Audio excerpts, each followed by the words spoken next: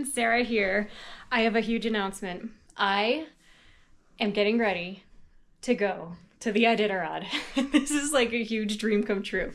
So Rick and I, are flying to Alaska coming up, and we're going to spend a few days in Anchorage, and we are on a volunteer team to go to the trail and do drug testing, which is going to be super cool. So we're there to make sure that the dogs are treated fairly and there's a safe and fair competition for everybody, and this is just super exciting. So I will tell you more about this journey as we go.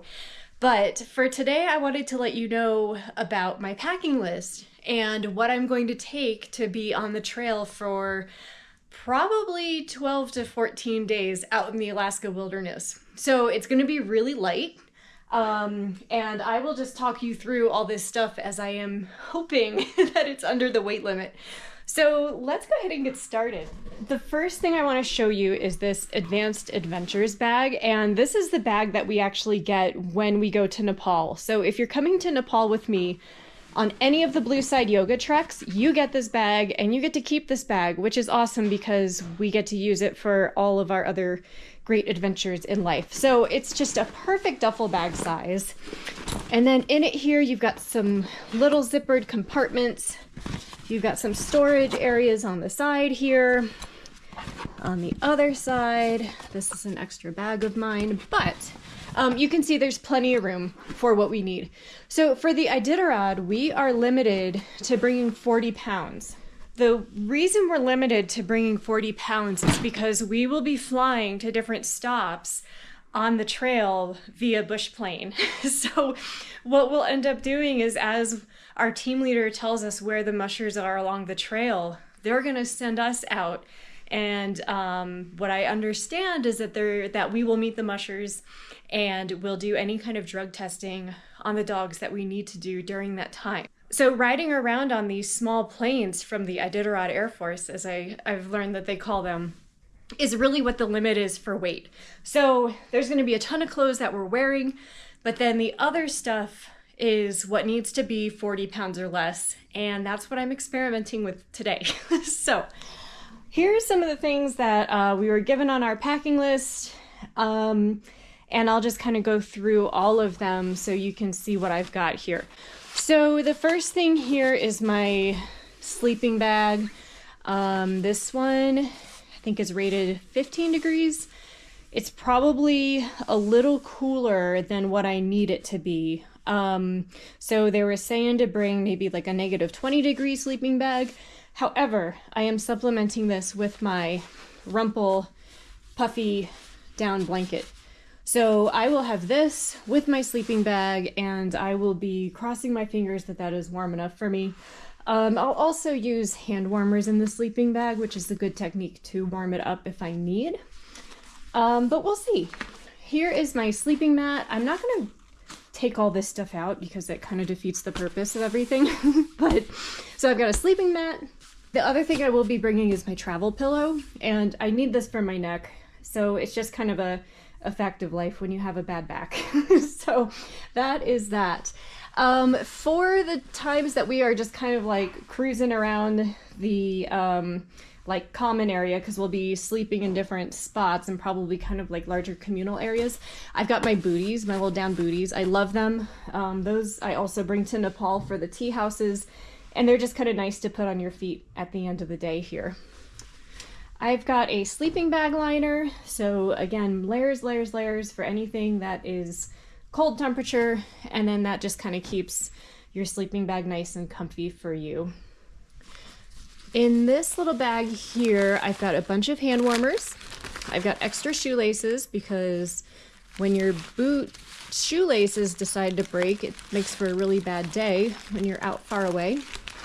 And then here I've got some body wipes just in case it's a couple of days before we get to reach a shower facility.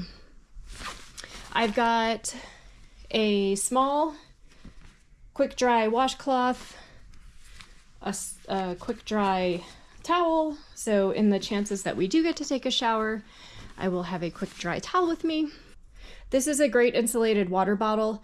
It'll definitely keep the warm drinks that I need on this trail. I'll be drinking a lot of tea, I'm sure, and that will definitely help keep me hydrated at least. I'm bringing these micro spikes. They'll be good for, walking around. I probably won't walk around with them while I'm working with the dogs, just in case you step on a little dog paw, but at least I will have them during the downtime so we can go out and explore. I always travel with a personal first aid kit, so that will be in my bag.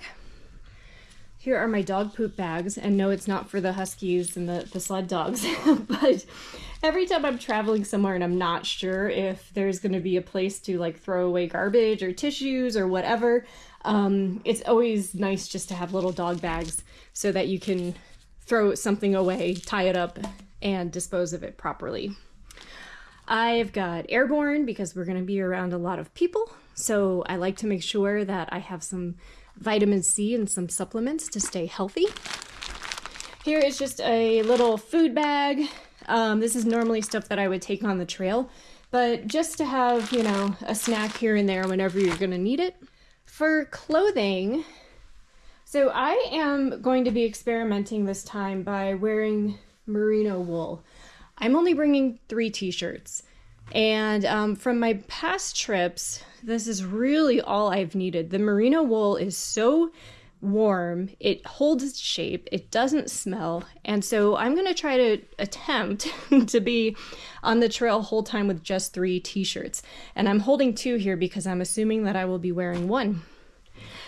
This is my little travel wallet that I always have in my pocket, and I keep a copy of my global rescue insurance and just an ID, so that's always on me and in my pocket no matter what. This is my little skirt, so that if we are in the common areas and it's a little bit warmer, I can just wear that over my leggings and just keep a little bit of warmth. All right, moving on. So I have my headlamp here. I know we'll need to bring a headlamp.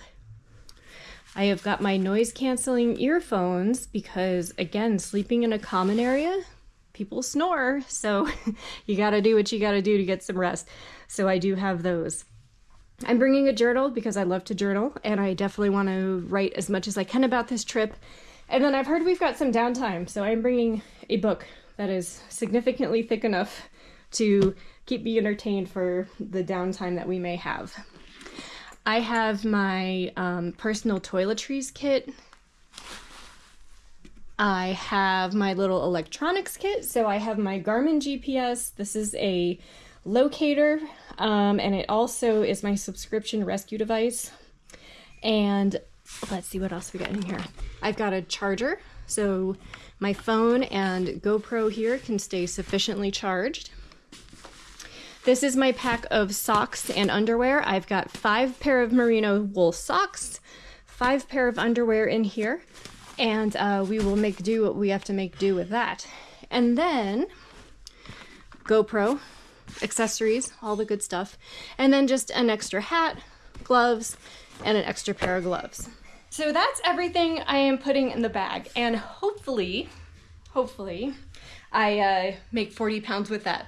So once I tell you about what I'm planning on wearing, I am going to pack up that bag and we'll see if we actually made 40 pounds or not. Okay guys, all these items here are on the packing list, but I am assuming I will be wearing them, so they're not going to go towards the weight, because when we sent in our weights, we calculated how much gear, or estimated how much gear we would be wearing. So here's what I got for that. I've got these sorrel boots, which were recommended. So I've got plenty of winter hiking boots, but this is such a different event that the hiking boots would not work. So I needed some serious outdoor boots for that. So there's the boots. I am assuming when I leave to go on the trail, this is what this is what I will be wearing. So I have my wool leggings. I believe these will be my staple that I am going to probably live in the entire time on the trail. I've got my merino wool t-shirt, my merino wool long sleeve undershirt base layer. I have this, move this out of the way. This is one of my thickest and warmest fleece sweaters that I have, so I'll be wearing that. I have a fleece neck gaiter. I have this incredibly dorky looking hat, but this is the warmest hat I've ever put on my head, so you will definitely see me in that in the coming weeks. These gloves I just picked up from Marmot, and they call them 8,000 meter gloves, which makes sense because they look like you could climb Mount Everest in them. So based on the temperatures that we may be seeing, which may be negative 40 degrees, I really wanted to make sure that my hands were warm and comfortable. So I have a pair of those. I have my down jacket, which is generally what I take for high altitude trekking, and I know it's going to be really cold, so I think that will work out well. And I have my snow pants, and then my Gore-Tex windbreaker waterproof liner. And then last but not least, I have snow goggles. That is what I have to take on the trail in the Iditarod. I'm gonna pack all this up, pop it on the scale, and let's see if we made that 40 pounds. All right, we are going to see if I made 40 pounds here. What's that say? Oh, I'm shaking. So about 27 pounds. So I definitely made it, and that's a good sign. So now if I find some extra stuff that I need to take, I can put it in there, but I know the absolute basics of everything I need is well below our weight limit, and we are gonna be good to go for the trail. So thank you so much for watching, and I can't wait to let you know.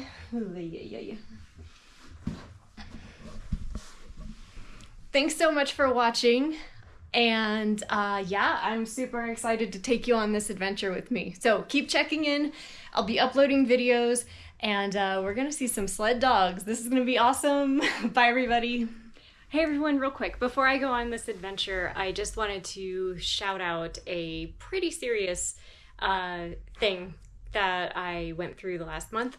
So I didn't know if I was going on this adventure, which is why I didn't really say anything about it.